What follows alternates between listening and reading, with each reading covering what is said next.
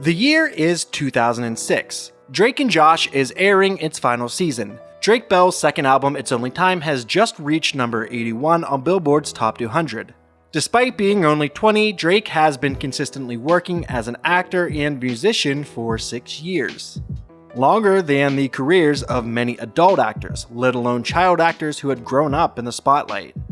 For Drake Bell, the sky seemed to be the limit. He was on top of the world. Though that wouldn't last long. Let's take a look at his life, his career, and his eventual crimes. Jared Drake Bell, yes, his first name isn't actually Drake, was born June 27, 1986 in Newport Beach, California. Drake began acting at the age of 5 after his father realized how much he enjoyed impersonating people that he'd seen on the TV. His first commercial was for an appliance company. A few years later, he would appear in an episode of Home Improvement, the feature film Jerry Maguire, an episode of Seinfeld, and even a commercial for Pokemon. The first part of his breakthrough would come in the form of a made-for-TV movie called The Jack Bull. His performance in this film would actually get him nominated for a Young Artist Award. But what really cemented his career's trajectory was his casting in the sketch/variety show The Amanda Show, which itself was a spin-off of All That. He would also begin playing guitar around this time, with his first lesson actually coming from Roger Daltrey, the singer for The Who, which is honestly super wild. They met on the set of another movie, Chasing Destiny. Drake would spend the next few years on The Amanda Show, where he would eventually be joined by a new cast member, Josh Peck.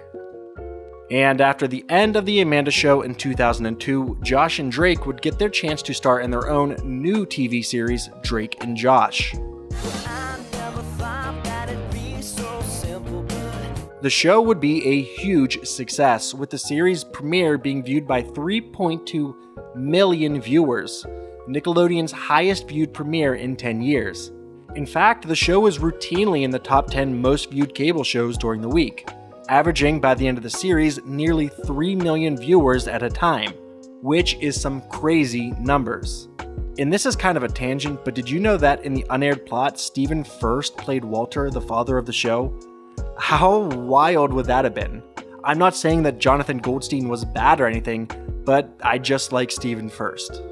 Oh boy, is this great! In 2005, production on the show was briefly halted after Drake was in a pretty bad car wreck. While the passenger in the car got only a couple bruises and was mainly unharmed, Drake suffered a fractured neck and vertebrae, a broken jaw, the loss of 7 teeth, and deep lacerations on his face. He actually needed more than 70 facial stitches, required surgery, and needed his jaw wired shut for several months. The show's popularity would propel Drake Bell from a quirky kid on a sketch comedy show to stardom. He would appear in other Nickelodeon shows like Zoey 101. His music career was beginning to take off.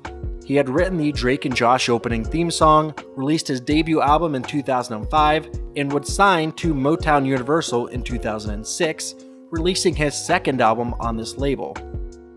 The show would end in 2007, and everyone involved kind of went their separate ways for the time being, with Drake switching into production on his first starring role in a major feature film written and directed by Craig Mazin, who would go on to do the absolutely phenomenal show Chernobyl, starring alongside such actors as Christopher McDonald, Leslie Nelson, and Kevin Hart. I mean, with such an absolute monster of a cast, an amazing writer and director, and Drake Bell at the peak of his career, this movie was sure to be a slam dunk, right? Well, what resulted from all of this is one of the absolute worst cinematic experiences I think I've ever had the displeasure of viewing. Superhero Movie, a scary movie-esque parody of the superhero genre, currently sits at 17% on Rotten Tomatoes. And I honestly think that might be a bit too high, but somehow this has almost 5 stars on Amazon Prime, which I mean is just baffling. But I'm not here to roast this garbage fire of a movie, I'm here to talk about Drake Bell. Drake would star in another film that would come out the same year, 2008, College. Another film that I'm really not a big fan of, and neither were critics. While Superhero Movie at least made a good bit of money, College was a financial flop as well as being generally panned by critics. Around this time as well, Drake would buy his home a $2 million house. The two of these films back to back in such quick succession kind of halted his rise to further levels of fame. On top of that, Bell would be arrested and convicted of a DUI, something we'll hear more about later. From this point onward, he just kind of had bit parts here and there until he was eventually cast in a movie back on the channel where he got his start. And in 2011, a live-action version of The Fairly Odd Parents was unleashed onto an unsuspecting and unprepared world. In this movie, Drake Bell plays a 23-year-old Timmy Turner still in 5th grade, refusing to grow up so he doesn't lose his fairy godparents. I'm not sure this isn't some weird foreshadowing or anything. And I gotta level with you, while researching for this script, I legitimately had no idea they made 3 of these things. Did we really need 3 live-action Fairly Odd Parents movies?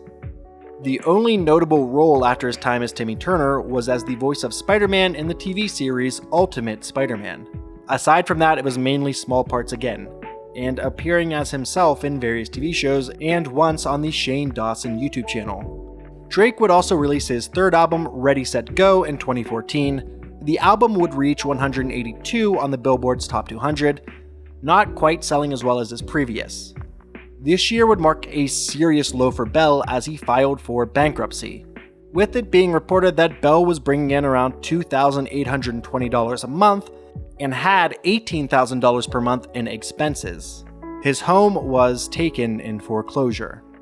The following year, 2015, Drake Bell would continue his downward slide as he was arrested for driving under the influence, yet again after speeding and swerving in Glendale, California.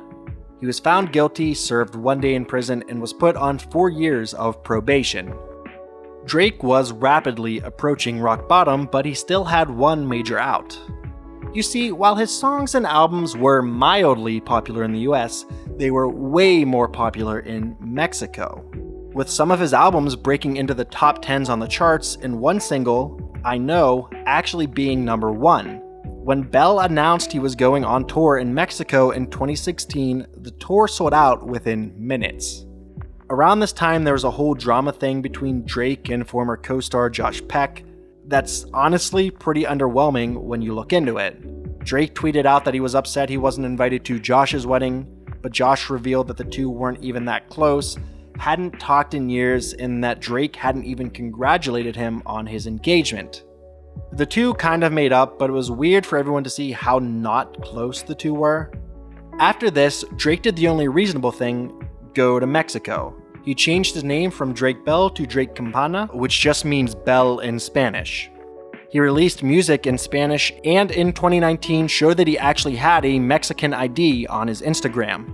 Things seemed to be looking up for Drake as he headed into 2020, but no one could realistically get through that year unaffected. In August of 2020, one of Drake's former girlfriends accused him of physical and verbal assault during their 3-year relationship. Drake has denied these allegations. And then, on June 4th of 2021, Drake Bell was indicted on charges of attempted endangering children, a 4th-degree felony, and disseminating matter harmful to juveniles, a 1st-degree misdemeanor. The incident apparently happened in 2017 and involved some sexually explicit messages sent to a then 15-year-old girl. Drake was 31 at the time. While he posted bail, Drake did end up pleading guilty to the charges.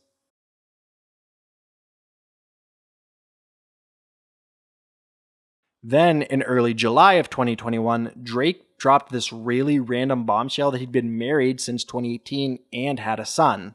Drake Bell was a really weird case of a semi-public meltdown that became less and less public as he became less relevant. You can see points where he seemed to be trying to hold on to the embers of his dwindling fame, and at the end of the day, I just wish for the best for his wife and son.